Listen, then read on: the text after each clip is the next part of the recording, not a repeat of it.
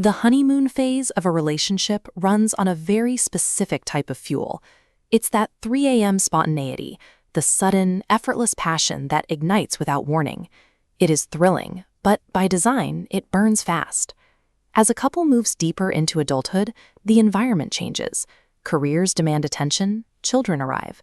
The physical energy required to simply manage daily responsibilities, like figuring out why the coffee maker is broken or navigating a minefield of Legos on the living room floor, consumes the bandwidth that used to go toward late-night trysts.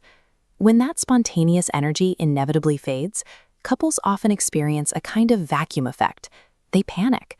They interpret the lack of sudden, cinematic passion as a loss of love, or worse, a sign that their marriage is failing.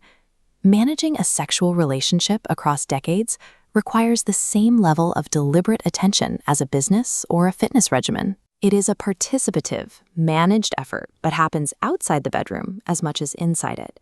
To build a sustainable physical connection that lasts decades, you have to let go of the idea that intimacy should always happen by accident. The most effective tool for maintaining intimacy in a busy marriage is also the one that sounds the least romantic: the calendar. If we visualize this on a timeline, relying on random chance creates scattered, fading opportunities. But when you schedule a date for intimacy, you replace the anxiety of missed opportunities with the psychological power of anticipation. It works exactly like planning a vacation. The build-up itself generates excitement. Waiting for the stars to align and the perfect moment to strike in a busy household is a flawed strategy. Those moments rarely arrive organically when you're balancing work deadlines and family obligations. Putting it on the schedule ensures it actually happens. It removes the pressure of having to perform perfectly on a whim and guarantees a moment of connection amid the chaos. Of course, a thriving sexual relationship cannot exist in a vacuum. It relies entirely on a foundation of daily, non-physical interactions. We visualize this foundation using Gary Chapman's 5 love languages. These 5 pillars, quality time, giving gifts, words of affirmation, acts of service, and physical touch, represent how we express affection. If their primary language is acts of service, completing a chore directly reduces mental load.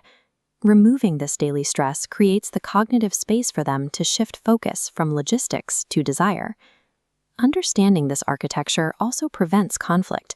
If you know your spouse communicates love by fixing things around the house rather than giving compliments, you won't feel deprived when the verbal praise is light. You recognize the effort they are making. The effort you put into understanding each other emotionally outside the bedroom directly fuels your physical passion inside it. Even with a strong foundation, there is a psychological trap many couples fall into, relying entirely on a spouse to generate your sexual desire. Expecting your partner to hit the right notes every single time creates unwarranted pressure and silent resentment. Igniting that desire often requires individual self-awareness. Taking time to relax, managing your own stress levels, and exploring your own body through masturbation are essential tools for maintaining your own sexual confidence. Solo exploration triggers a measurable, vital surge in oxytocin and dopamine. These chemicals act as key biological markers, signaling to the brain that intimacy is a source of physical and emotional reward. Over time, these repeated chemical spikes reinforce the neural pathways that associate a partner with pleasure. Taking ownership of your own arousal, learning how your body functions best, and keeping your stress in check is a prerequisite for being a fully engaged, confident partner. Bringing that confidence back into the marriage requires regular, open, and honest communication. You have to discuss your intimate life. Addressing concerns and desires out loud prevents your dynamic from stagnating. Clear communication creates a safe environment to experiment. It allows you to establish boundaries, try different positions, or introduce a new toy into your routine without awkwardness or misunderstanding. Treating your sexual relationship as an open, evolving dialogue keeps the physical act from feeling like a repetitive chore over the decades. Despite all this planning and communication, dry spells will occur. Intense life phases like the sheer exhaustion of raising young children, navigating a chronic health issue, or caring for an aging relative will inevitably push physical intimacy down the priority list. A temporary decline in sexual activity does not equal a failing marriage.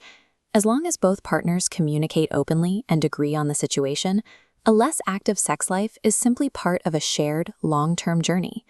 In fact, there are times when the mutual decision to abstain from sex, have respect for a partner's physical pain or mental health challenges, is a profound sign of emotional maturity. The true, unshakable foundation of marital fulfillment is emotional connection.